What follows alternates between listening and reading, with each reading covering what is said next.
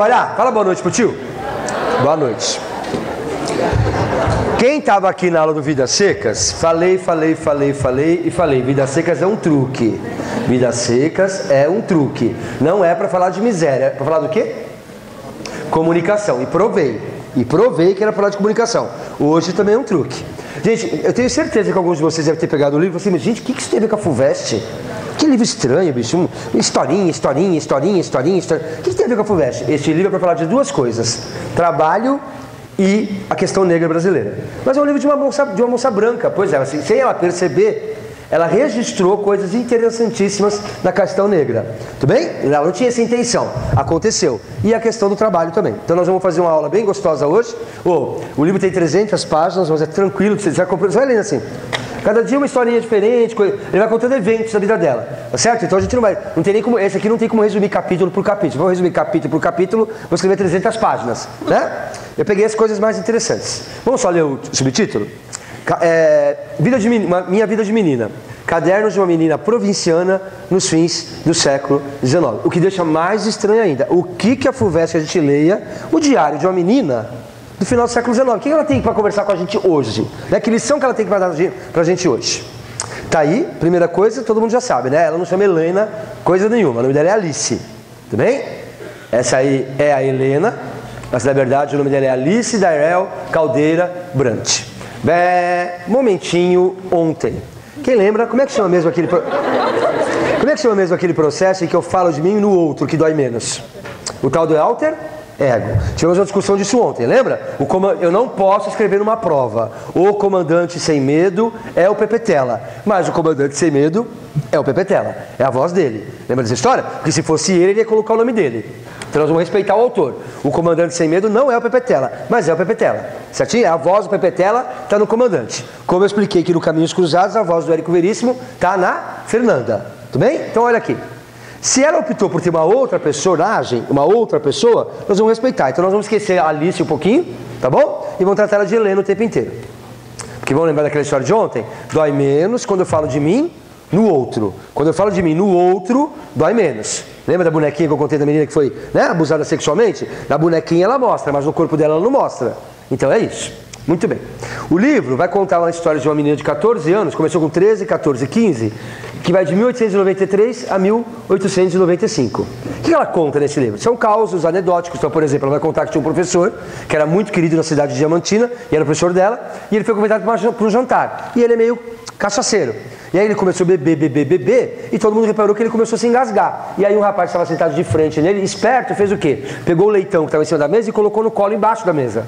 Porque o professor vai dar uma espirrada e vai espirrar em cima da comida toda. Tem que jogar toda a comida fora, mas ele salvou pelo menos o leitão.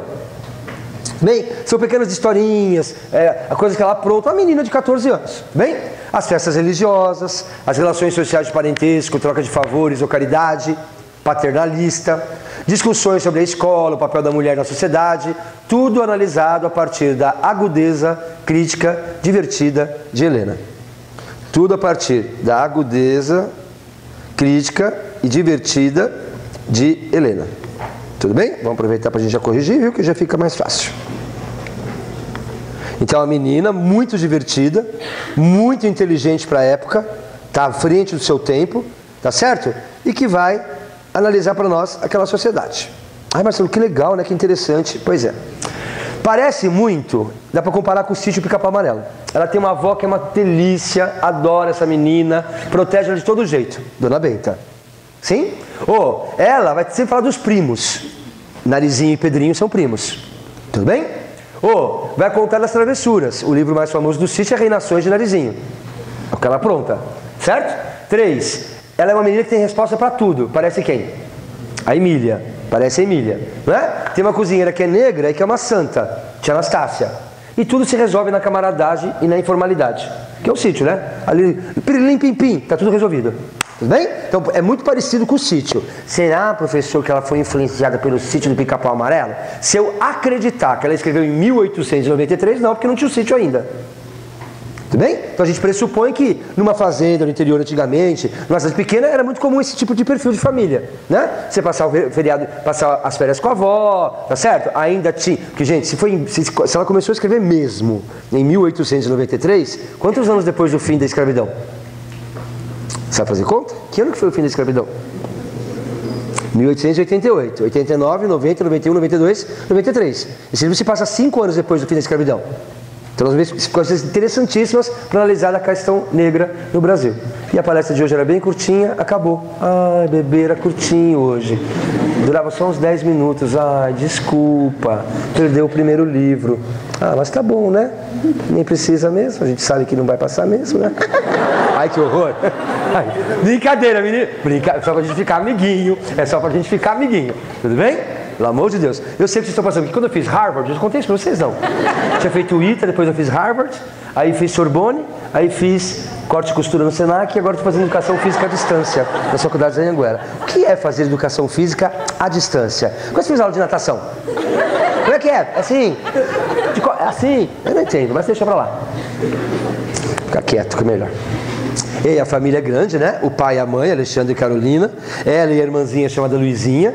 Ela e 2 irmãos, Renato e Ioiô. Tem a avó que mora em outro lugar, que é louca por ela, tá certo? A avó materna. E vai falar de tio, falar de tia, falar de primo, falar da família, tudo bem? Então não precisa ficar decorando esses nomes. Porque, de novo, o livro é um truque. Eu tenho certeza plena e absoluta que a FUVEST vai no trabalho ou vai na escravidão. Que é interessante, porque quem foi nosso aluno do ano passado, quem lembra? Qual o livro que eles tiraram da lista que falava de escravidão e trabalho? Tio.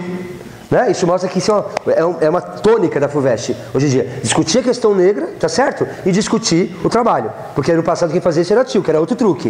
Eu falava pra vocês, ó, tudo besteira, essa carinha de amor, dos gêmeos, o menino que tinha problema mental, tudo besteira. Era pra discutir trabalho e escravidão. Essa aqui também. Não fica se pegando em nominho. Ai, mas tio Augustinho, tio Joãozinho, tinha não sei o quê. É trabalho e escravidão e eu garanto. Bem, sou doidinho, sou exótico, sou gostoso pra caramba. Transaria comigo mesmo? Sim, mas eu sei o que eu tô fazendo, tá bom? Ah, eu sei, bebê, é um corpo, né? É tudo bem, é aquilo. A Bíblia diz, muitos serão chamados, alguns serão escolhidos. Eu fui. Trabalhar? Vamos lá. Estamos em Diamantina, Minas Gerais. Bebê, Diamantina, terra da Chica da Silva, tudo bem? Tudo bem? Aquela famosa, né? Escrava que encantou o patrão e entrou num jogo de sedução e dominou esse patrão. Né? A história é famosíssima. Tudo bem? Ela teve o seu esplendor como região produtora de diamante no século XVIII, mas já no final do século XIX não tem mais quase diamante para achar. Eles só acham mosquito, só mosquito de diamante. Mosquitinho é só, sabe aqueles farelinhos de diamante? Né? A família vive disso, então está numa crise financeira desgraçada. E o pai não desiste achando que ainda vai achar a sorte grande. Tudo bem, não? Então começava uma nova relação entre as classes sociais, com a escravidão recém-abolida. Porque, gente, numa cidade que vive de diamante, acabou o diamante. Brancos que eram muito ricos, caíram. É o caso dela. Ela disse que ela é a mais pobre da roda social dela. Certinho? Então o branco que estava lá em cima cai. Os escravos não são mais escravos. Começa uma relação muito mais próxima, começa uma mistura. Tá certo? Que até então não se via das classes sociais e das raças. Transição do quadro econômico e social completa-se com a mudança política. Tem abolição, tem república e tem a crise financeira. Tudo isso ela retratou. Por isso que é um livro tão interessante. Bem? Gente, vocês vão copiar tudo que não vai dar tempo. Está tudo no site já. Vamos lá? Não sei, bom, esse aqui é a introdução do livro. Não sei se poderá interessar o leitor de hoje a vida corrente de uma cidade do interior, no fim do século passado.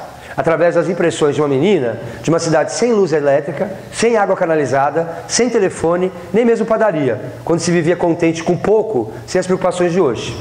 E como a vida era boa naquele tempo, quanto desabafo, quantas queixas, quantos casos sobre os tios, os primas, os professores, as colegas e os amigos, coisas de que não poderia mais me lembrar, depois de tantos anos, encontrei agora nos meus cadernos antigos. Então ela diz que o pai dela, quando ela tinha 13 anos, recomendou: comece um diário, para lá na frente você lembrar, que você vai ter saudade desse tempo.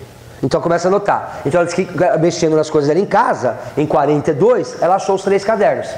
Então ela vai publicar esses cadernos.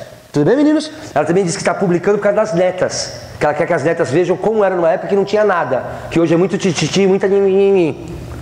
Tudo bem? A pessoa é de açúcar. Então ela quer que as netas vissem como é que era no tempo difícil. Vocês conhecem esse papo, né?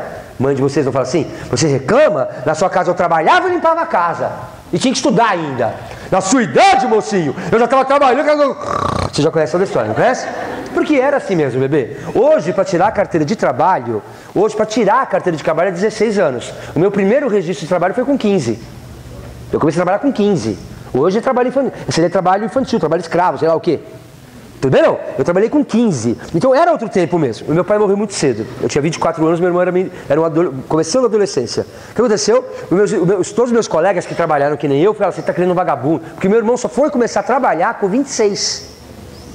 Meu irmão foi trabalhar com 26, para pagar a faculdade dele. Ele estava estudando. Ele foi trabalhar com 26. Ah, você criou um vagabundo. Hoje é super trabalhador, está melhor do que eu na vida financeira dele, está ótimo. É outra geração. Às vezes os pais não entendem isso. Porque é verdade. Antigamente, com 20 anos, o cara estava casado. Com 18, estava pagando o carnê da geladeira e do fogão. E eles não entendem que mudou. Mas que vocês têm uma vida hoje muito mais leve do que era no passado, bebê. Desculpa, é fato. Quando os pais de vocês falam que vocês reclamam de barriga cheia, é fato. Porque eu tinha que trabalhar, estudar, e etc, etc, etc. Tá ficando claro? Então eles não entendem que mudou. Porque mudou. Certo? Mas que é realmente mais leve para vocês hoje é. Marcelo, essa vida que eu levo é mais leve? Como é que vocês viviam antigamente? Eu vivia, bebê, que não questionava. Tinha que fazer, vai. Tem que fazer isso? É o que tem para hoje? Vamos lá, com alegria ainda. Eu tinha que sorrir ainda de manhã, hein? Trabalhar feliz. Ah, era tão gostoso trabalhar com 15 anos. Muito bem. Hoje a gente já sabe que é uma mentira, porque a Helena não é Helena, é Alice. Tudo bem? E ainda tem 3 hipóteses. Primeira hipótese que é levantada, que a Alice diz, né? Sustentando que o livro foi realmente escrito por ela nas mesmas datas que são apresentadas, quando ela tinha entre 12 e 15 anos. Ela estava começando ali, né? Tudo bem? Então, se a gente acreditar na Alice, ela pegou, achou os 3 cadernos, levou na editora e entregou. Ó, tá aqui. Publica isso aqui pra mim. Parece-me, pode ser um pouco estranho, não parece? Porque você não ia dar uma revisada? Tirar umas coisinhas, etc. Eu não gosto muito dessa primeira hipótese. Segunda hipótese, levantada por um crítico chamado Alexandre Eulálio, era de que a autora teria escrito seu livro já adulta, baseando-se nas memórias da juventude e simulando uma linguagem adolescente. Então não tem nada disso, ela não escreveu nada em 1800 não sei o quê, ela escreveu quando já era uma senhora em 1942 e ela simulou a linguagem de uma criança. Guimarães Rosa disse o seguinte, se ela fez isso, ela merece um prêmio. Porque aí é mais bacana ainda, porque já uma senhora simular o vocabulário de uma criança, ela é sensacional. Mas aí o cara corrigiu, talvez não, né? Que os escritos são da jovem Alice, mas que teriam sido ditados, ao menos em parte. Aí eu concordo. Eu acho que ela deve ter pegado os cadernos, lido, cortado algumas coisas, ou mexido na linguagem, porque 42 já é modernismo. Então ela sabe que se ela escrever com aquele português empolado, não ia vender, porque as pessoas queriam um novo português. Então eu acho que essa hipótese é a mais plausível. Ela pegou e deu uma mexida, né? Terceira, é que a autora teria melhorado o seu texto de menina para publicação, já revelando na opinião do crítico certos ideais modernistas, como a liberdade linguística e a difusão da língua brasileira. Mas aí o pessoal pega essa terceira e dá uma pitadinha mais grave, que é a seguinte: especulações acerca da suposta participação autoritária do marido de Alice. Bem, são frequentes. Ele teria inclusive insistido para que a esposa publicasse o diário. Além disso, dizem que foi ele o coletor e organizador de boa parte dos registros, bem como teria sido uma espécie de censor. Numa entrevista ao jornal O Globo, Alice revela que o marido havia suprimido muita coisa que parecesse indiscreta, por atingir através de críticas pessoas ainda vivas. Então, ela escreveu quando era criança, pegou o diário, né, melhorou o português para uma linguagem mais modernista, e o marido ainda cortou algumas coisas. Por exemplo, ela vai dizer, como ela era a queridinha da avó, a avó falava que ela era a primeira menina de Diamantina. A avó, da cara dura, ela mostrava que ela gostava mais dela do que as outras netas. E aí aconteceu? Um cara da família, um parente, segundo era mais velho, para agradar a avó que gostava tanto da menina, se quando encontrava a menina, presta sua mão, meu amorzinho, pegava a mão da menina, botava entre as suas e ficava carinhando assim. Ficava o tempo inteiro assim. Ou não é pedofilia, é um homem, tá certo? Puxando o saco de uma menininha para agradar a avó, que era rica. E ela disse, eu não vou dizer o nome, porque provavelmente o cara estava vivo ainda. Tudo bem, gente? Tranquilo para todo mundo? Então tá bom. Muito bem. Marcelo, e eu faço o quê? Você me deu 4 hipóteses. E eu faço o quê? Nada. Porque a FUVEST não pode perguntar isso para você. Mas isso prova que esse texto está entre o documento e a ficção. Tudo bem? Está entre o documento. Que só dela escolher um nome falso já virou ficção. Então é um documento, mas que tem pitadas de ficcionalidade. Gente, assim, não? Vamos de novo? Marcelo, eu distraí um pouquinho aqui, eu perdi. Depois você lê. Ninguém vai te perguntar qual das 4 hipóteses é a verdadeira. É só para você perceber que, quando você trabalha com um livro desse jeito, que você cria até um alter ego, fica entre o documento e a ficção. Concorda comigo? Sim? Fala com o tio? Não querem falar, já entendi. Não, já entendi. Há professores legais e professores que não são legais, né? Não tem problema, eu sou terapeutizado, você trabalha com rejeição, não tem problema. Caso eu volte a urinar na cama e tal, depois eu dou tratamento, né? Faço terapia, tô ganhando dinheiro bom aqui, 25 mil reais, então depois eu resolvo isso, tá? Vamos trabalhar? Adoro me bater, vamos lá. Cuida da sua vida, bem? Cada um com seus prazeres. Cuida da sua vida. Quer comentar alguma coisa, meu amorzinho? Porque lá no fundo eu não alcanço, mas em você eu consigo dar um pisão. Quer falar alguma coisa? Porque eu não tenho intimidade com o aluno. Gostaria de falar alguma coisa? Não, então tá bom. Então era isso. Ah, Renan, você não mexeu, eu fiz performances lá, aqui. Que pena, tem uma paradinha, a câmera não me pegou, né? A cara do Renan. Não é nada, Renan, é só uma brincadeira, tá bom? Não confia em mim que eu sou o problema, o remédio acabou, eu não tô legal. Vamos lá? Perigo, perigo, perigo. Eu falei pra você que a FUVEST e a Unicamp são taradas nos agregados. O que é um agregado mesmo? Que mora de... Vamos fazer uma revisãozinha da semana? Porque, gente, eu não escolhi a ordem dos livros à toa. Cidade das Serras. Aquele tal de Zé Fernandes, que era português, que foi pra casa de um amigo em Paris. Era agregado? Hóspede. Agregado mora de favor. Ele era só um hóspede. 2. Vamos lembrar? Memórias Póstumas de Brás Cubas. A dona Plácida, aquela senhora que ele comprou a moral da mulher com 5 moedas, na hora do livro não é agregada, mas tinha sido agregada lá no passado da família da Virgília. Então ela é agregada. 3. Na casa do barão do Curtiço moravam 2 pessoas. Um menino chamado Henrique, que não é agregado, porque o pai paga para ele morar na casa do barão para estudar medicina, e um velho parasita chamado Botelho, que era até gay. Lembra dessa história? Então a FUVEST ama os agregados. Aqui vai estar cheio de agregados. Por exemplo, na casa da família da Helena, tem um menino negro chamado Emídio. Os pais morreram, ele é órfão e a família acolheu. Ele mora junto lá de favor. Trabalha, tal, mas mora de favor. Bom? Vai nas festas com a família e tal. É meio parente, mas não é parente. Muito bem. Essa menina, além de ser extremamente inteligente, ela é sonhadora. Ela gostava de fazer castelos. Fazer castelos é uma expressão que a gente não usa mais, né? Vamos ler juntos? Adoro fazer castelos, sonhar. E cada dia faço um mais lindo. Os que tenho feito ultimamente são tão bons que até gosto de perder o sono só para ficar pensando neles. Não me importo de realizá-los, e não penso mesmo nisso. Fazê-los me basta. Porque, é claro, uma criança que tem que ter o quê, gente? Fantasia. Então ela gostava de ficar, né? Porque ela sabe que ela é muito pobre, que a condição da família é triste para aquele momento histórico e ela está viajando na maionese. Muito bem. Se você está com dificuldade financeira, tem que se virar. Primeira coisa que a família faz: recolhe o que a natureza dá de graça. Então eles gostam de pescar. É uma festa quando eles vão pescar, pegar fruta na floresta, tá certo? Vender madeira, então meninos recolhem lenha para depois vender. Então você pega o que a natureza te dá. 2, confiar o destino a Deus. Confiar em Deus. Bem? A Helena não é muito religiosa, ela fala que ela só recorre a Deus quando está no aperto. Ela não é muito religiosa. 3, receber favores de parentes mais abastados e vizinhos mais abastados. Então vamos lá? Família com dificuldade financeira, sabia que tinha gente, parente rico, gente que produz fruta. Então eles iam sempre na casa de uma família que não era parente, mas que tinha. Quando eles iam lá, eles davam fruta, davam doce, davam frango. Eles iam sempre lá. Porque a dona da casa achava que a irmã da Helena, Luizinha, parecia com uma sobrinha que estava morando longe. E talvez você não, vem cá, você parece minha, eu estou só da minha sobrinha, vou abraçar você como se fosse ela, e até tinha o saco da menina. E dava fruta, dava coisa. Até que um dia a menina, a tal da sobrinha, veio visitá-la. Quando eles chegam, que a mulher fala, essa aqui é minha sobrinha, que parece a Luizinha. A menina era feia pra dedéu e não tinha nada a ver com a Luizinha. As duas irmãs, elas falam que elas têm o riso frouxo. Elas começaram a rir, a mulher se ofendeu, ela nunca mais recebeu a família em casa. Aliás, a família perdeu várias chances de coisas acontecerem porque essas duas começam a rir e não param mais. Você conhece, né? Você conhece, né? Adolescente que um olha pro outro e começa a rir e não para nunca mais? Acho que a sala tá entendendo o que eu tô falando, né? Tudo bem? Você é pobre, tá cagado no dinheiro. O que você pode fazer? Trabalhar para os outros. Então o irmão dela, por exemplo, vai dar aula. Depois nós vamos ver isso. Dinheiro. Insistir em tentar a sorte grande na mineração, como faz seu pai. Porque eu sou a mais pobre da minha roda. Muito bem. Só que não tem uma Helena só, né? Vai ter Helenas. Que cada um olha para ela de um jeito. Ou depende da situação social, como não existe só o Marcelo. Gente, você tem aluno que me encontra na rua e fala assim, nossa, você é tão sério, mas você é tão para baixo. Bebê, aqui é o personagem, né? Eu entro aqui, eu tenho que te animar. São 7 horas da noite. Eu entro aqui, eu viro meio que apresentador de auditório, meio palhação. Isso não significa que sou eu 24 horas desse jeito. Se eu fosse uma pessoa enlouquecida 24 horas, tem que levar um tapa na cara. Adoro. Tudo bem, não? Certinho? O Marcelo não é essa pessoa. Tem aluno que me encontra na rua com o pai no shopping. Ah, você faz aquela dancinha pro meu pai? Como é que eu vou fazer? A paradinha, paradinha, Como é que eu fazia a paradinha no shopping pro seu pai? Pede fazer coceirinha, faz a coceirinha. Como é que eu fazia a coceirinha pro seu pai no meio do shopping?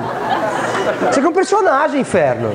Tudo bem? Então tem vários Marcelo. Tem o Marcelo filho, tem o Marcelo irmão, ou com o meu irmão mais novo eu sou uma pessoa, porque eu sou meio pai dele, com a minha irmã mais velha eu sou outra pessoa, tá certo? Tem o Marcelo, amante. Qual é o Marcelo verdadeiro? A soma de todos. Então ninguém conhece uma pessoa por inteiro. Aqui, como é um diário, nós vamos conhecer várias Helenas. Tem a Helena que faz trabalho de escravos e ela gosta. Ela gosta, eu adoro trabalhar. Que é interessante isso, né? As pessoas tinham vergonha de fazer trabalho manual. Ela adorava. Tem a Helena, que tem hora que é uma prima pobre e explorada para o serviço doméstico dos parentes devastados. Ora, é a neta predileta que as primas odeiam. Ora, é respeitada por ser de uma família importante na cidade, porque a avó dela é riquíssima. Ora, é uma estudante relapsa, mas que tem inteligência emocional. Então ela vai mal na escola, repetiu o primeiro ano da escola, péssima, mas ela é super inteligente, porque como professor que dou aula há quase 30 anos, posso dizer, em geral os alunos relapsos são os que vão mais para frente. Tudo bem? Estranha um jovem sentado numa carteira 6 horas por dia ouvindo uma aula de velho.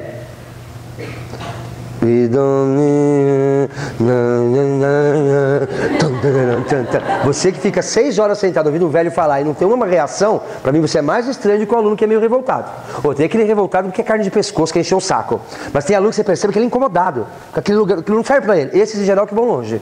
Essa é a minha experiência de professor. Que tem uma inteligência emocional que não cabe na escola formatadinho. Isso aqui, né, gente, que é um saco. Não é não? Eu já queria dar uma aula com você, todo mundo pelado, a gente fazia uma grande roda, tomava um ácido, começava a falar de, sabe, nossa, diamantina tal, essa coisa, sabe, essa coisa do diamante mesmo, que não é coisa que brilha tal. E aí a gente ia fazer todo um ritual, tá certo, antropofágico, a gente ia começar a fazer uma dança ancestral. Eu queria fazer isso, mas não rola. O Carlão disse que tem que dar aula certinho, eu falei, tá bom, vou dar. Tudo bem? E ela sabe que ela é a melhor da família. Porque olha a frase dela. Vou fazer 14 anos e já raciocínio mais que todos da família. Se juntar todo mundo da família, eu raciocínio melhor que eles. E era verdade mesmo. Porque a família dela era uma família... Ela tinha uma inteligência irrequieta em oposição à família que não tem curiosidade. Tem gente que não tem paixão na vida. Isso. A gente vai ver hoje na segunda parte da nossa aula de hoje do Guimarães Rosa, né? Eu sou uma pessoa assim, eu acho assim, se a vida fez a gente se cruzar, não foi à toa. A gente se cruzou, a gente se colidiu nessa existência. Algum motivo tem. Se eu puder deixar algumas mensagens, a primeira de hoje é a seguinte, já que é nosso último encontro, em novembro a gente se vê de novo, né? Mas até lá eu posso ter morrido, você pode ter morrido, então é melhor a gente falar hoje, né? Não, pode acontecer, né, bebê? Caso pode acontecer. Caso eu morra, fique tranquilo que eu vou estar sempre pertinho de vocês. É só você apurar o ouvido e botar assim, ó. Alternativa C. Alternativa C. É só apurar o ouvido que eu estou sempre pertinho de você, tá bom? Agora é sério. Isso. Só que a gente se colidiu nessa existência, posso dar um recadinho pra você? A vida gosta de quem morde ela. Quem me acompanha no Face e no Snap sabe, as coisas que eu falo não é autoajuda, eu acredito piamente. A vida gosta de quem morde ela. A vida vem uma vez, cutuca a pessoa, isso não tô afim. A vida vem, não, você quer aprender. A vida vem 2, vem 3, vem 4, vem 5, chama assim, quer saber de uma coisa? Não quer viver, meu amorzinho? Essa aqui que é energia vital. Vou pegar a sua, que eu ia dar pra você, eu vou dar pra ela. E a vida te larga, simplesmente. A vida abandona. Por que abandona? Porque você não quer viver, querido. Você não tem que morder. Eu acordo todo dia de manhã, eu mordo a vida. Eu mordo a vida. Meninos, vocês estão num momento tão gostoso da vida que você vai se libertar do seu... Tem gente que na adolescência criou um personagem, o blasé. Sabe assim, nada me importa. Tem coisas que funcionam com 15 anos, com 18 fica meio ridículo. Com 15 faz sentido. Eu não pedi para nascer, eu não pedi. Com 15 é legal, com 18 virou meio novela mexicana. Sabe? Sabe como é o negocinho? Sabe? Vamos imaginar, o menino é roqueiro, cabelão. Ele não aguenta mais o cabelão dele, mas ele não pode cortar porque ele tem vergonha dos amigos. Entrar na faculdade é libertador, você vai ter que raspar a cabeça. Você pode criar um novo personagem. Uma vez perguntaram para Clarice Lispector o que é ser adulto. Ela falou, ser adulto é escolher a máscara que a gente vai mostrar para o mundo. Porque vocês testaram as máscaras no colegial. No primeiro colegial teve gente que foi o nerd, no segundo virou o Che Guevara Mirim, no terceiro virou o pagodeiro. A gente vai testando máscaras, até que um dia vai essa aqui, ó, eu vou usar essa aqui. Tudo bem? Tem gente aí que criou um personagem assim, o blasé. Sabe, nada me importa. O professor conta piada e fica com aquela cara de bunda assim. Tem festa... Aí começa a reclamar com os amigos abandonam. Que bebê, quem tem amigo assim, sabe o que eu tô falando? Você convida uma vez pra sair, 2, 3, 4. Naquele já quer saber de uma coisa, bebê? Dá licença, né? Dá licença. Nunca quer, tá sempre feliz. Então tá bom, bebê. Não é que a pessoa é do mal. Eu vou arrastar você nas minhas costas até quando, querido? Vou arrastar essa âncora até quando? A vida começa a te abandonar. A vida gosta de quem morde ela. Tem que morder a vida. Se ela percebe que você morde a vida, ela te devolve mais energia vital. E eu acredito piamente nisso. Eu trabalho feito um cão. Energia. O cara não fala que eu incorporo quando eu entro aqui. Eu saio daqui e a gente desmaia. Pergunta pro cara, eu entro no carro, eu desmaio. Eu entro aqui porque eu quero vida. A vida, vamos lá? Você vai ser médico, alguns de vocês aqui. Enfermeiro, tem que tomar um cuidado com o paciente. Tem que entender a psicologia da pessoa. Tem gente que eu falar pra pessoa assim, ó, você tem 6 meses de vida, ela morre na hora. E tem gente que fala assim, ó, você tem 6 meses de vida. O senhor que tá falando. Pode morrer primeiro atropelado. Ou a pessoa não vai ficar eterna. Ela não vai ficar eterna. Mas uma pessoa que tinha 6 meses de vida pode esticar para 3 anos. Em 3 anos você consegue fazer coisas, sonhos que você queria realizar, conversar com pessoas, pedir desculpa, ajeitar a vida. Você não vai ficar frio. Por isso que a gente entra em desespero quando alguém entra em coma. Porque enquanto a pessoa está lúcida, é o corpo e a mente lutando pela doença. A hora que a pessoa entra em coma, é só o corpo. Tem que morder a vida, bebê. Tem que morder a vida. Aproveita que você vai entrar na faculdade, vai mudar de cidade e se liberta, bebê. Liberta às vezes desse personagem que você criou que é bobo. Que não está funcionando, não está colando mais, meu amorzinho. Não está colando. Não convence mais ninguém. Tudo bem? Despiroca o cabeção, coração. Bom, aproveita a faculdade. Muito bem. Então essa menina, ela tinha uma família assim, que não tem vontade de viver. A mãe nunca sai de casa, só vai em festa religiosa. A mãe, ela só olha, quando ela põe o pescoço na janela, está no livro, ela só olha pro lado de cá, que é de onde vem as crianças, ela nunca olhou pro lado de cá. Porra! Cadê a pessoa por viver? A pessoa coloca pessoas para fora de casa, só olha para um lado da rua, não olha pro outro. Bebeu, já fica assim, ó. Ei, vizinha, você viu? Já começa na fofoca, vai embora. Percebeu? Não tem paixão. Eu tenho um amigo que é assim, eu adoro ele, mas assim, vamos sair, vamos pro shopping pra dar, vai. Ou, sabe quando faz um comentário? Nossa, que roupa bonita.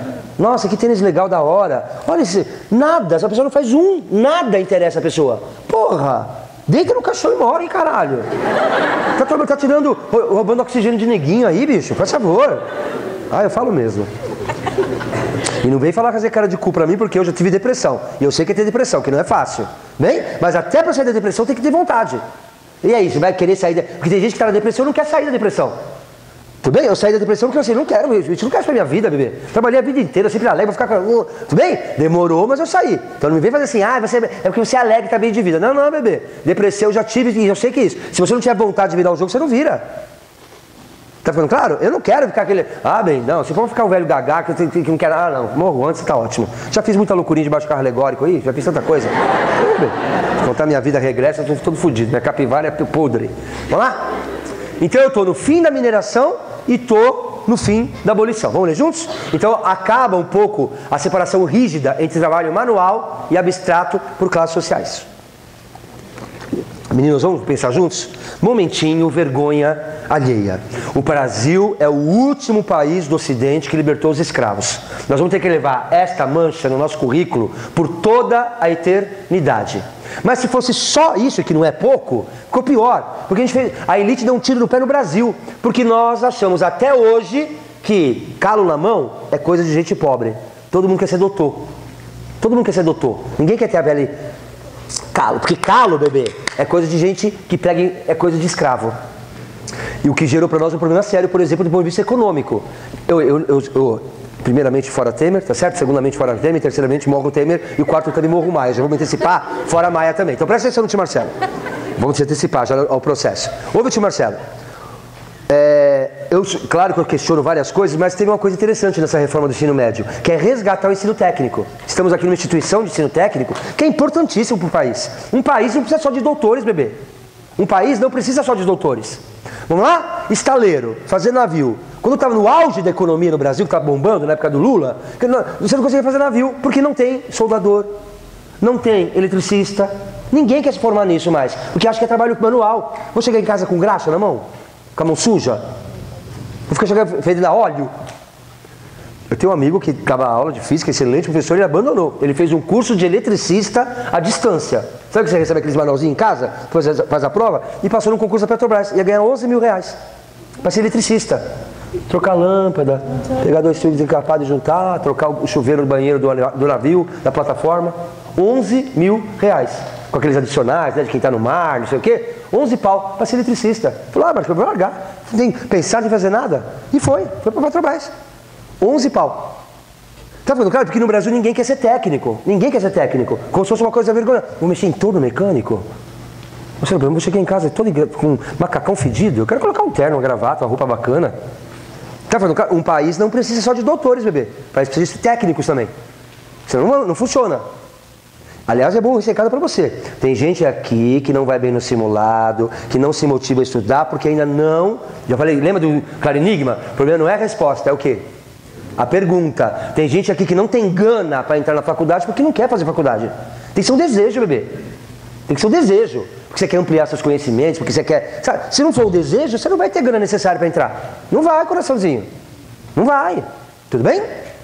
Eu falo que tem muita gente que quer medicina. Bebê, se você quer ser médico só por status, isso não é gana suficiente para entrar. Tem que ter sangue no olho. Isso não é suficiente para entrar em medicina. Se você quer fazer medicina só para usar branco, pode virar pai de santo, massagista de quick master, tem várias maneiras de andar de branco na rua. Tá certo? Terceiro, tem gente que não quer ser médico, quer pedir desculpa para a mãe e para o pai porque é gay. O pai fala, meu filho é gay, mas é médico, graças a Deus, ele é médico. Tem gente, ele dou aula há 30 anos, sala de medicina, o que mais tem é rapaz e moça homossexual. Que ela não quer ser médico, ele quer pedir desculpa à família. O pai fala, vou de novo, o pai fala assim, meu filho é gay, mas é médico. Ufa, ufa. Tudo bem? Isso não é motivação para entrar em medicina, não é. Tem que ter gana, bebê. Então se não for, tem gente que ainda não encontrou o prumo e não vai bem no simulado, porque ainda não encontrou o que quer. Se não for o desejo de entrar na universidade, não vai entrar. Tudo bem? Falo mesmo. Trago verdades. Bem? Tô nervoso, estou cagado, sexta-feira, tô cansado, queria estar no funk. Tô aqui. No fluxo. Tem fluxo aqui? Em Limeira? Tem? Eu quero ir pro fluxo depois. Tô até com shorts de jeans desfiado e uma meia arrastão lá em casa. Depois eu ponho. Da sua vida. Cada um tem seus personagens. Eu não falei que tem vários Marcelos, você acha que você conhece todos? Fica na sua. Vamos lá? Oi, vamos de novo. Quando acabou a mineração, não tem diamante.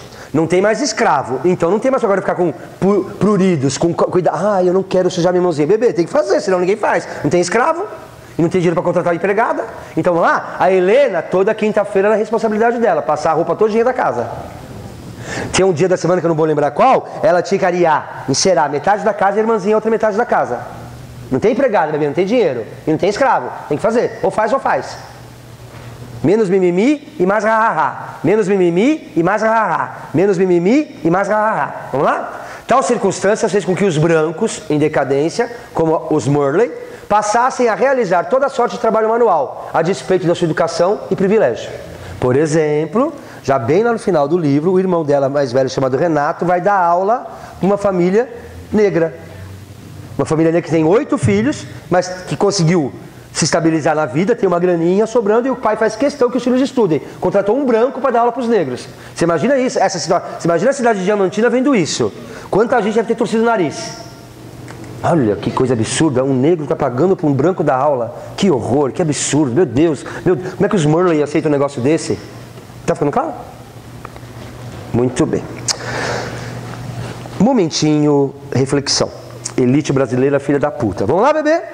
Você se lembra que eu falei para você outro dia que o Machado de Assis nos mostrou que a nossa elite é esquizofrênica? Lembra?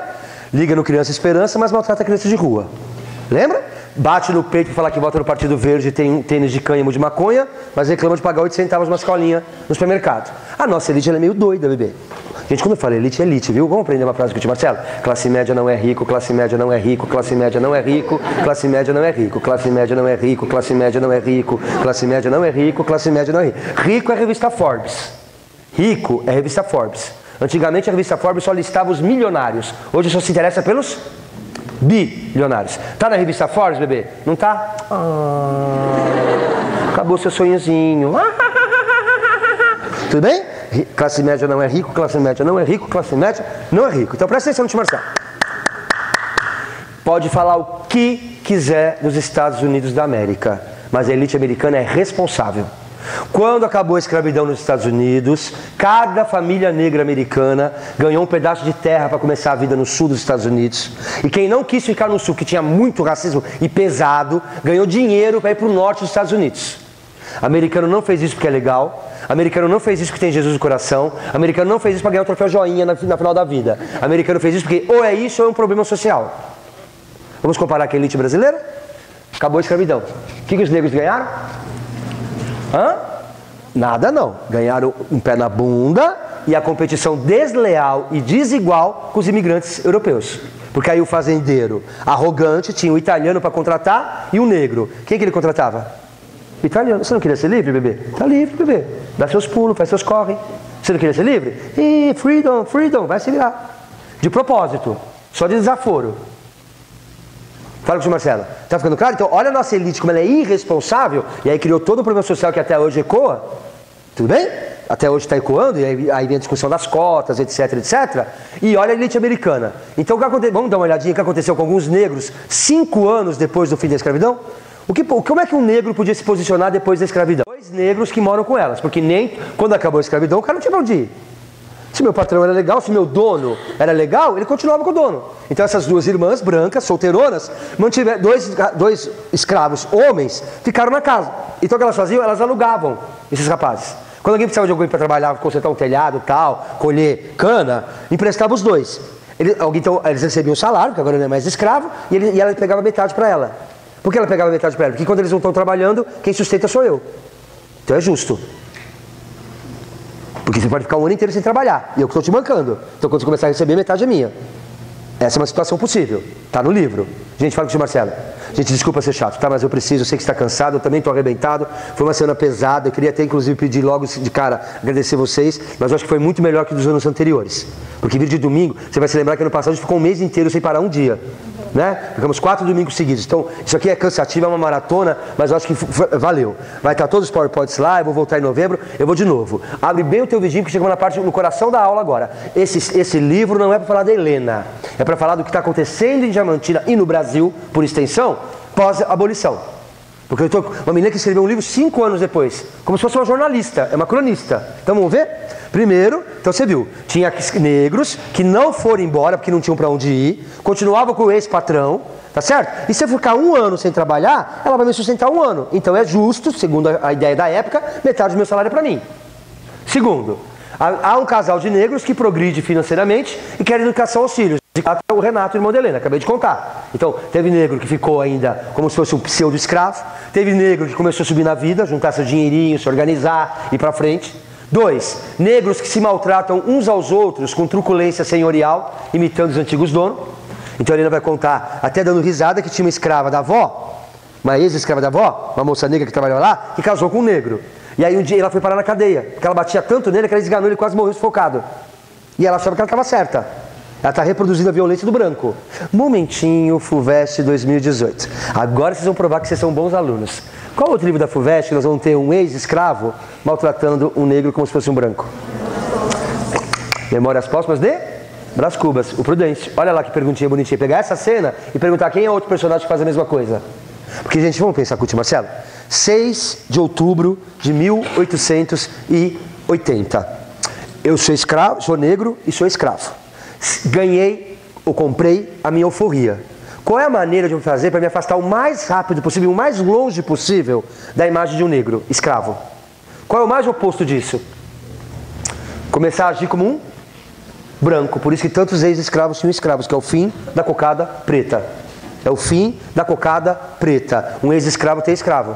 Mas ele fazia assim por quê? Para se afastar o máximo possível daquela imagem que socialmente não era agradável. Tá ficando claro? Próxima imagem. Negros altivos, orgulhosos, empoderados, como um agregado que tratou de igual para igual um parente do patrão e levou uns safanões. O tio da Helena, chamado Joãozinho, era muito metido e pediu para o Emídio, que é aquele rapazinho que é agregado da família da Helena, entregar um negócio para um homem importante. Ele foi lá e aí o cara perguntou, e aí, o que aconteceu? Ele falou, aconteceu isso, e no final ele me jogou da escada, me bateu, me jogou da escada abaixo, caí, me machuquei inteiro. Aí o Joãozinho, eu já sei por quê. Como é que você chamou ele? Falei, vou chutar aqui, não lembro o nome. Marcos. Falou, mas você é um neguinho atrevido, hein? Quanto tempo você vai ter que levar para aprender a tratar um branco como um branco? Ele falou, mas por que eu não posso chamar ele de Marcos? Se eu sou tão livre e tão bom como ele. Então esse aqui ele já acha assim, já acabou a escravidão. Eu sou o Emílio, ele é o Marcos, por que eu não posso chamar ele de Marcos? Assim, não? Você vê as várias posturas que tem então, do negro pós-escravidão? Então esse livro é valiosíssimo nesse sentido, para a gente conhecer aquele momento histórico. O que está acontecendo ali? Está muito rápido, meus amores? Está dando para acompanhar? Tudo bem? Próximo. E aí, a gente vai ter que pensar então num grande pensador brasileiro chamado Gilberto Freire, que é um grande pensador, mas que é muito controverso. Tudo bem? Eu concordo com o Gilberto Freire até uma certa página, depois a gente tem que puxar a orelha dele. Ele escreveu Casa Grande Senzala, e nesse livro, Casa Grande Senzala, reforça um pouco aquela ideia do homem cordial, que já vinha de Sérgio Buarque de Holanda, etc, etc. Ele vai dizer o seguinte, que no Brasil, vamos botar de novo, outro dia eu falei para você que eu preferia que o nosso racismo fosse o americano, porque lá as cartas estão na mesa, tudo bem? Orange is the new black. Qual é o seu bonde? Se é o bonde das negras, é o bonde das latinas, é o bonde... Prefiro falar com um racista, prefiro falar com um homofóbico, prefiro falar com um fascista, porque se ele vou lá e bato boca, porque eu sei quem é ele, tá com a bandeira na mão. Não deu certo, lembra? 5 tapas na cara para voltar para a realidade. Não voltou para a realidade, a gente manda matar. A gente não mata, mas conhece quem mate. Na minha escola de samba tem. Tudo bem? Tá ficando claro? Então ouve, tio Marcelo. O Gilberto Freire vai dizer que no Brasil o racismo não é igual ao americano, porque aqui a gente se misturou. E é fato. Se você for aos Estados Unidos, é raríssimo ainda encontrar um casal interracial nos Estados Unidos. É muito difícil nos Estados Unidos você encontrar um casal interracial. Coisa mais comum aqui, no Brasil. Então ouve o tio Marcelo. Ele vai dizer que isso aconteceu porque a gente se misturou muito. Foi se misturando. E até aí eu concordo com ele. Porque obviamente deve ter tido moças negras que se apaixonaram pelo patrão. Deve ter visto homens brancos que se apaixonaram por negras. Mas o problema é que ele para aqui. Fica a impressão que foi uma coisa concedida, foi uma coisa acordada, que as pessoas acertaram. Gente, muitas vezes essa mistura foi estupro. Muitas vezes essa mistura foi forçação de barra, foi assédio sexual. Concorda comigo ou não? Ele não fala disso. É aí que vem a crítica ao Gilberto Freire. Então, até ali eu até concordo com ele. A mistureba brasileira, porque, gente, vamos lá, o Brasil é um grande esquenta da Regina Casé. Nós estamos juntos e misturados. Isso aqui é uma zona. Isso aqui é uma... Minha amiga virou uma executiva. Tudo bem? Vai morar na Suécia. Ligo pra ela, e aí, como você tá? Tô tão feliz, Marcelo, tô namorando um sueco. Sueco, loiro ou moreno? Hã? Loiro. Alto ou baixo? Alto. Olhos? Claros. Branco, quase um boto cor-de-rosa. Concorda? Ligo daqui a 2 meses. E aí, Marcela, fila andou. Tô namorando um japinha. Japinha, estatura mediana, cabelo liso, olhinho puxado. E aí? E aí, filho, Marcelo? Virou sushi. Tô namorando um nigeriano. Já sei que é um rapaz negro. Marcelo, agora sim, andei tanto pra chegar aqui e encontrar o homem da minha vida aqui. Estou namorando um brasileiro. Fudeu. Pode ser japonês loiro. Já viu japonês loiro? Pode ser japonês mulato. Já viu japonês mulato? Pode ser pessoa negra com olho verde. Já viu pessoa negra com olho verde? Resumindo, o Brasil é o famoso SRD. Sem raça definida. Também chamado de vira-lata. O que é sensacional. Porque cachorro de madame, você abre um pouquinho o vidro do carro, pega um golpe de ar, sim, morreu. Vira-lata leva paulada, é atropelado, come bosta, pega a sarna e tá vivo, é melhor. Quero ser vira-lata. Então, até aqui eu concordo com o Gilberto Freire. A mistureba brasileira faz a gente ficar... Gente, vocês sabem disso. Eu não vou discutir agora com vocês, é muito longo. Eu sou a favor das cotas, tá certo? Eu acho que vai chegar um momento que a gente vai ter que mudar as cotas raciais pelas sociais, mas agora, nesse momento, ela é necessária, mas eu não vou entrar nessa discussão que não cabe a mim aqui. Mas tem situações que estão ficando ridículas, porque agora você tem que declarar que você é negro. Em Brasília, 2 irmãos gêmeos negros, um foi aprovado e o outro não, pela cota. Os 2 passaram, mas aí tem aquele tribunal da Inquisição agora para dizer, você é negro ou não é negro? E o rapaz, um passou, e o outro que é gêmeo, que também não passou. Aí começa a ficar umas confusões, porque o Brasil é essa zona mesmo. Então nesse ponto o Gilberto Freire tem razão. O que ele errou foi que ele não falou que isso não fosse uma coisa tão simpática. Não foi fruto do amor, que pode até ter acontecido.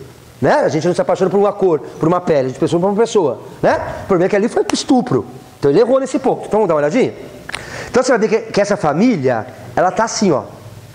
Tem hora que eles são carinhosos com os negros, tem hora que eles são... Sobretudo a geração mais velha não é muito boazinha, não. Então vamos lá? Primeiro a Helena. A Helena fala, eu gosto de todo mundo, não diferencio ninguém. Vamos ver se é verdade? Mas a mãe da Carolina não gosta que os filhos sejam abusados pelos parentes idiotas, ricos, que se aproveitavam da generosidade dos meninos e da pobreza e obrigaram-os a fazer trabalho como negrinhos. Então, como a família deles é muito pobre, de vez em quando os tios mais ricos chamavam os meninos, o Renato e o Ioiô, para carregar coisa, mudar móvel, essas coisas. E a mãe não gostava, vocês vão parar, vocês não vão mais lá, para ficar fazendo trabalho de negrinho. Sim? Próximo, bullying. O avô da Helena era inglês, portanto ele era protestante, numa cidade mineira, que é super, hiper, master, tera, católica. Então ele não pôde ser enterrado no cemitério católico. Mas ele era um cara tão bonzinho para a cidade, tão famoso e tão bom, que enterraram ele perto, tinha um terreno na frente da igreja e colocaram ele lá. E as meninas da escola, para tirar sarro, assim, seu avô está no céu dos ingleses, seu avô está no céu dos ingleses. E a menina ficava nervosa. O pai falou assim, fala para as suas coleguinhas que, que pelo menos ele está no céu dos brancos. Ele podia estar no céu dos africanos. Quer dizer, como se o céu dos africanos fosse menor do que o céu dos brancos. Tudo bem? Próximo. Passada a euforia humanitária da abolição, muitos escravos foram abandonados à própria sorte. Na chácara da avó, moram ainda muitos negros e negras do tempo do cativeiro. Vovó sustenta todos. Como a avó era muito rica, ela tem um monte de negro que era escravo, que não tem para onde ir, e ela sustenta todo mundo. Então você vê que tem branco que era legal. Numa reunião familiar, o primo Nico perguntou se queriam ver um negro ficar branco. E ele vira um saco de farinha na cabeça do Emídio. Está tendo uma festinha familiar, e um dos filhos que era uma peça, assim, vocês querem ver um negro ficar branco? Pegou um saco de farinha e virou na cabeça do Emídio, que é aquele menino que é agregado, que era altivo, que falou, né? Eu não posso falar pra ele, por que eu não posso falar do mesmo jeito com ele? Tranquilo? Nossa negrinha Cesarina tem nos feito muita falta. Ela é nossa amiga e tão boazinha para nós. O que te incomoda nessa frase? Nossa negrinha, né? Concorda comigo? Que é uma coisa estranha? Nossa negrinha. Parece que é uma propriedade, parece que é né? Tem o carro, tem o trator, tem a enxada e tem a nossa negrinha. Então você vê que ela é fofinha com a negra, mas é ao mesmo tempo a nossa negrinha. Então você vê que é a mudança da situação. Eu e Luizinha gostamos tanto de criança que é a única distração que temos aqui na Cavalhada, que era o bairro onde ela morava. E a mãe dela não deixou as meninas terem boneca quando era criança. Então o que ela gostava de fazer? Ninar a criança. Pegar a criança, filhinho, bebê, e ficar ninando. Vem? É pagiar os meninos dos vizinhos. Quando não encontramos menino branquinho, carregamos mesmo os negrinhos da chácara. Quer dizer, elas só brincam com criança negra no colo, se não acharem uma branca. Então você vê que ela é uma fofinha, mas ao mesmo tempo ainda tem ranço racista. Ela adorava brincar de correr com as minhas coleguinhas escuras. Não vou nem discutir o escura, tá certo? Mas aí como ela brincava com essas meninas que eram negras, uma vizinha foi avisar a mãe dela. Pouca vergonha você deixar sua filha brincar com negra no meio da praça? Pouca vergonha? Controla tua filha. Com mais alguns anos, lembra do menino que foi jogado da escada porque chamou o outro pelo nome? Com mais alguns anos você aprende a dobrar sua língua para os brancos, negros sem vergonha. Bem, aí um dia eles foram numa festa religiosa, que era bem longe, não tinha hotel. Eles vão dormir na casa de um casal negro, que segundo era muito limpinho, muito asseadinho, uma comida gostosa, que alugava quarto. Então os homens da família ficaram num quarto, as mulheres da família ficaram no outro quarto. À noite, a bebezinha da família, negra, estava com cólica. E como ela gostava de ninar a criança, ela acordou de madrugada, levantou e pegou a menina. Em meia hora a menina dormiu, primeiro dia. Segundo dia, mesma coisa. No terceiro dia a mãe falou o que pra ela? Que bobagem é essa agora de ficar passando a noite inteira pagiando a negrinha? E aí no dia seguinte a mãe foi embora. Os homens da família ficaram na festa e ela trouxe as filhas para casa, para ela não ficar pagiando a negrinha. Vovó sempre se queixa que a lei de 13 de maio... Por favor, a vovó, que é tão querida, que tem um monte de negro e sustenta todo mundo, vovó sempre se queixa que a lei de 13 de maio serviu para dar liberdade a todo mundo, menos a ela, que ficou com a casa cheia de negros velhos, negras e negrinhos. Então ela ajuda ao mesmo tempo, percebeu? E o caso mais escandaloso é esse aqui. Escravo era um objeto, era uma peça da casa. Quando morria o dono da casa, ele dividia os escravos com os filhos. E tinha uma escrava muito bonita, o livro fala que ela era uma mulata, porque a gente não fala mais esse termo, né? A gente evita, porque os grupos negros pedem pra gente evitar a palavra mulata, que remete a mula, mas tinha uma mulata muito bonita. E a mãe da Helena queria ficar com ela, mas o avô deixou com um tio chamado Agostinho. Como ela era muito bonita, a tia não gostou, porque ela era muito bonita. Tudo bem? Com medo que o cara se engraçasse com a moça. E pôs ela para vender. E ela foi vendida uma fazenda lá na puta que pariu. Todo mundo chorava, queria saber dela, ninguém sabia notícia dela. A avó adorava a Maria Pequena. Um dia já acabou a escravidão, eles estão em casa, a Maria Pequena entra, correndo para dentro de casa com a filha no colo. Desculpa, com a filha pela mão. Entrou pra cozinha. Todo mundo fala, é a Maria Pequena, Era quase uma lenda já para os pequenininhos da família. E aí ela vai contar a história dela, que ela foi vendida para uma fazenda muito longe, que a família era o demônio, maltratava demais, a ponto de as filhas da casa, as crianças, meninas, passar pimenta no olho da filha dela quando ela não queria trabalhar à noite. Então para ela ficar acordada e trabalhar, eles passavam pimenta no olho da menina. E aí ela foi juntando dinheiro para voltar. E aí a vovó disse que agora ela fica descansada sabendo que a Maria Pequena também está amparada. E as duas então vão morar na fazenda e mais 2 pessoas negras para a avó cuidar. Então você percebeu que é uma coisa assim? Tem afeto, mas não tem afeto. Gosta, mas não gosta. É uma coisa que eles... Porque está muito no comecinho da mudança. Tá ficando claro, gente, não? Sim? Gente, fala com o tio Marcelo. Não vou defender nenhum professor. Não vou. Eles estão errados. Tem professor que é machista, sim. Tem professor que é homofóbico, sim. E está errado. Mas eu também peço para você um pouquinho de paciência como jovem. Eles são de outra geração. Ainda não caiu a ficha deles. Que eles vão se fuder se eles continuarem desse jeito. Eu sei que tem professor que faz piadinha racista e piadinha homofóbica e machista. Mas é que eles são de uma geração que era normal fazer piada idiota. Eles estão começando a se adaptar. Aqui a gente sente isso, mais ou menos. Ou não estou passando a mão na cabeça e aliviando. Estou só explicando que é uma mudança de pensamento de uma geração para outra. E eles não entenderam ainda que isso tem que mudar. Vou ter que ser no susto, né? Denunciando, gritando, botando... É o jeito, né? Você não aprende pelo bem, aprende pelo mal. A gente fala com o Marcelo, sim ou não? Aqui a gente sente bem isso, né? A menina que gosta do negrinho, mas não... Isso aqui, é tudo muito misturado. Muito bem. E aí nós vamos ter um enfrentamento aqui. Ela é inglesa, a menina, inglesinha. Porque o avô era inglês legítimo. E os ingleses são calvinistas. Os ingleses são calvinistas. Em Minas Gerais, Ave Maria. Né? Quem conhece Minas sabe, você vai chegando numa cidade mineira, tem mais torre de igreja do que casa. Sim? Acorda pra Jesus. Acorda pra Jesus. Acorda pra Jesus. O sono não existe, é coisa do capeta para tirar você do vestibular. Enquanto você dorme, um japonês em algum lugar fazendo exercício de física. Não durma, não durma, não durma. Na minha época era só japonês, eu tenho japonês, chinês e coreano. A casa caiu, acorda. Aí posso contar uma piadinha podre de japonês? Vou contar. Por que o japonês tem olho puxado, você sabe? Porque a mãe só faz arroz. Então o menino todo dia, outra vez arroz, mãe, outra vez arroz, outra vez arroz. Aí fica com o olho puxadinho. Não gostaram, tá? Obrigado. Não, eu já entendi.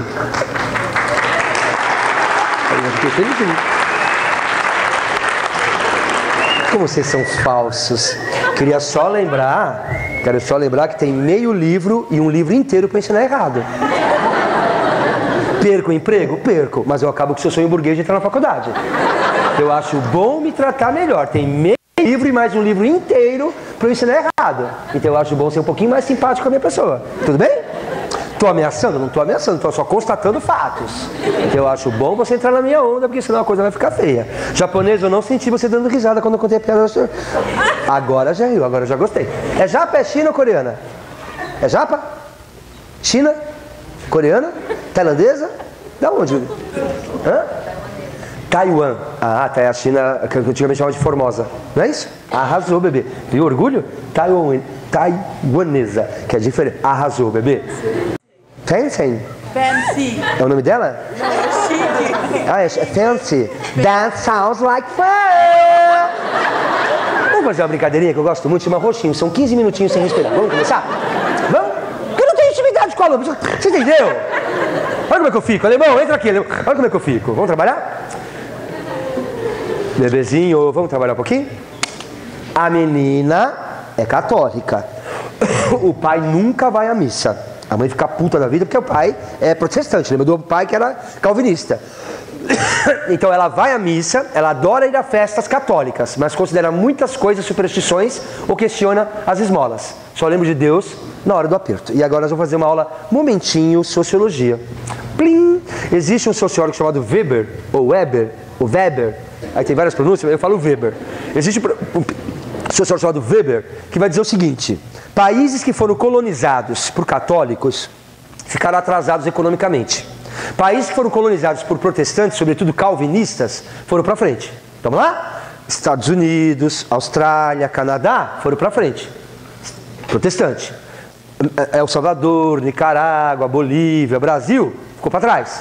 Porque ele vai chegar à conclusão que existe uma ética católica para o dinheiro e uma ética protestante com relação ao dinheiro. Atenção, eu não vou falar da prática, eu vou falar da ética. Os colegas que são católicos sabem disso. Os padres batem muito no versículo. É mais fácil um camelo atravessar o buraco de uma agulha do que o rico entrar no reino dos céus. É mais fácil um camelo passar no buraco de uma agulha do que entrar... Mas professor, a igreja católica ela é rica... Eu não estou falando da prática, eu estou falando da ética, o discurso. Tem um santo muito importante, um pensador da igreja católica chamado Santo Agostinho. Santo Agostinho diz que se você tiver 2 casacos de frio no seu guarda-roupa, alguém está passando frio. Porque ninguém precisa de 2. E São Francisco de Assis, que é um ícone da Igreja Católica, São Francisco era riquíssimo, chegou para o pai e falou assim: pai, eu vou ser padre. Se você vai ser padre, eu vou te dizer, dá agora. Ele falou: demorou, não precisa nem esperar o testamento, é agora. Ficou pelado na frente do pai e atravessou a cidade de Assis pelado para entrar no convento.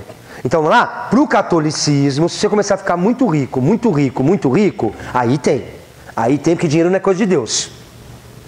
Para a igreja calvinista, é outra ideia. Se você começa a progredir na vida, se você começa a subir na vida, é sinal da bênção de Deus, da unção de Deus. Você foi ungido, porque você é fiel a Deus e Deus está recompensando você pela sua fidelidade.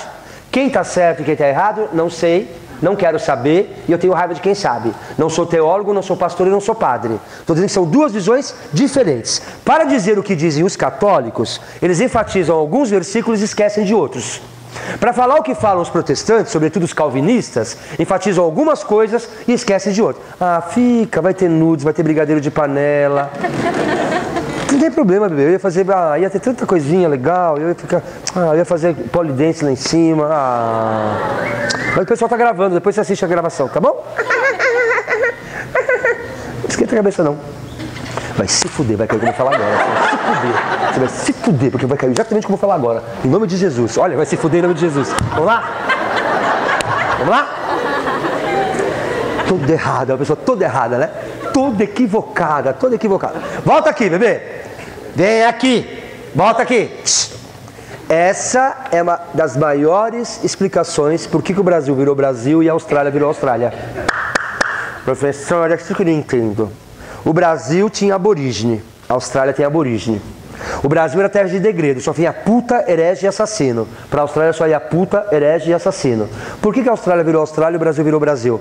A diferença religiosa é fundamental. Porque os calvinistas incentivam a trabalhar. Progredir. É sinal que Deus te ama. Vai. Não para não. E o católico, se você começa a progredir demais...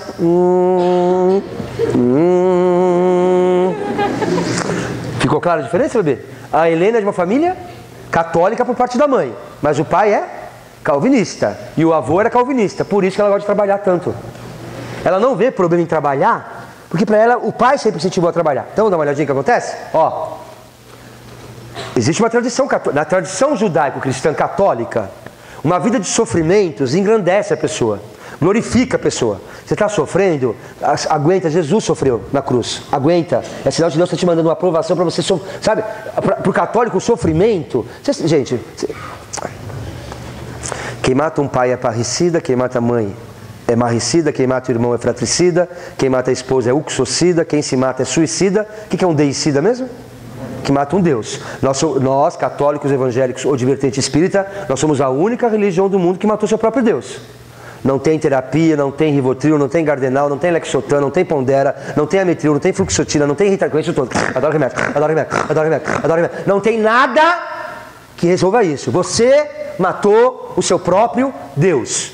Então a ideia de culpa, de sofrimento é muito forte no catolicismo. Por favor, entre os nossos colegas evangélicos, a tradição é batizar a pessoa quando? Mais velha. E no catolicismo? Nem nasceu já batiza. Porque você nem nasceu já está pecado. Então veja, ser cristão é carregar uma culpa. Ser cristão católico, você já nasceu. Porque eu nem nasci já sou cagado, sou filha da puta. Porque eu sou descendente de Adão e Eva. Então tudo isso fica claro aqui. Tudo bem? A mãe é catolicíssima, a avó é catolicíssima. E a mãe falava assim: menina, você só gosta de festejar, de aprontar, só de alegria, tá errado, não é assim que se vive, essa terra é uma... gente, quem é católico sabe. Salve rainha, mãe de misericórdia, vida, doçura, esperança, nossa salve. A vós bradamos os degradados filhos de Eva, a vós suspiramos e choramos nesse vale. Para o católico, isso aqui é um vale de lágrimas. Isto aqui é um vale de lágrimas. Se você está fazendo muita festinha, uma coisa está errada, bebê. Então o que ela vai dizer? Eu não serei tola de fazer minha vida tão boa, uma vida de sofrimentos. Então isso mostra que ela tem o pezinho atrás do catolicismo. Ela tem o pé atrás do catolicismo. Portanto, se ela é inglesinha, para ela o trabalho é importantíssima. Olha o que ela fala. Gente, agora que ela é uma menina, ela tem uma certa ingenuidade ainda, ela não entende todos os processos sociais, ela achava que ela não tinha dó dos escravos. Olha o que ela vai falar. Não tenho pena dos escravos, porque trabalhar o dia inteiro não é uma infelicidade. Ficar à toa é que seria um castigo para ela. O papai não deixa meus irmãos ficarem sem trabalho, dizendo que o trabalho só é desonra. Med e Ifigênia ganham, olha como elas são diferentes da comunidade católica. Elas ganham seu próprio sustento, têm disciplina pessoal e econômica, e recomendo as sobrinhas lerem. Tem que ler, para ficar com a cabeça aberta, a mulher de cabeça aberta. Então você vê que a família dela inglesa, o lado da família inglesa, é uma luz numa terra de obscuridade. É uma luz numa terra de obscuridade. Fala com o Marcelo, sim ou não? Não querem mais falar comigo, já entendi. Tá acabando, gente, já, tá acabando. Vocês estão fraquinhos hoje, hein? É que vocês não querem ficar aqui, né? Tem alguma coisa chamando lá fora. Ou é um fluxo, ou é uma festa, ou é um crush. Se eu descobrir, vai levar porrada, hein? Você tem 2 telas e acabou. E sexo? Cadê o sexo? Não tem sexo nesse livro? Que meninos? Ela tem 13, 14 anos. Menstruou, hormônios, vai dar uns calor de vez em quando, não é verdade? De repente tal. Não tem uma palavra sobre sexo no livro. Vamos ler juntos? Uma lacuna que chama atenção no diário da Helena é a da sexualidade. O período que o relato compreende coincide com a época de maior inquietação relacionada à sexualidade na vida de uma adolescente.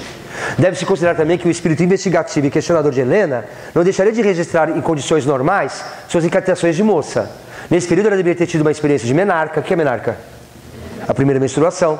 Não deve ter convivido com alguma forma de desejo, talvez com masturbação, as confidências das colegas. Entretanto, sua maior confidente e depositária dos seus segredos, que é a folha de papel, nunca recebeu a menor menção de que o ser humano que se manifestava ali era um ser sexuado. Se eu voltar lá no comecinho da aula, que talvez tenha tido uma censura por parte do marido ou dela mesmo, talvez por isso não aparece sexo nesse livro. Talvez ela tenha falado no diário de alguma coisa assim, mas talvez o marido tenha censurado ou ela mesma se censurou. Porque é muito estranho não ter... Sabe assim, o paquerinha? Sabe assim? Nossa, que rapaz... Tem uma cena que ela chega em casa, está chovendo, ela chega com raiva e joga as botas assim pro lado, assim, e tem um rapaz bonito na sala. E você com uma moça assim que eu quero casar. Despachada. E ela nem olha pro cara do rapaz. Nem olha.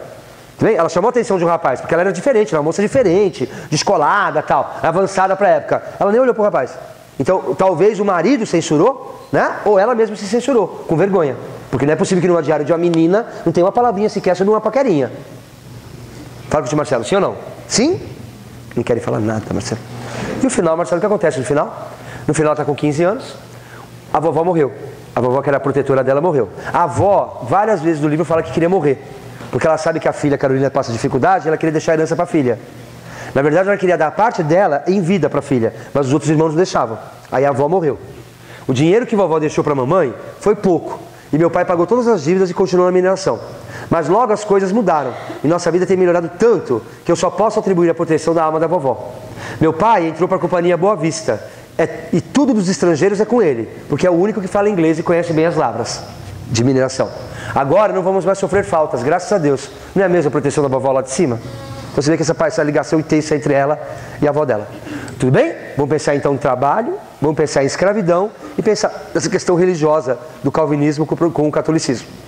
No meu relógio são 8h15, 8h30 eu começo a próxima palestra. 15 minutinhos, vai tomar um cafezinho, vai? Eu vou começar 8h30, ouviram, né?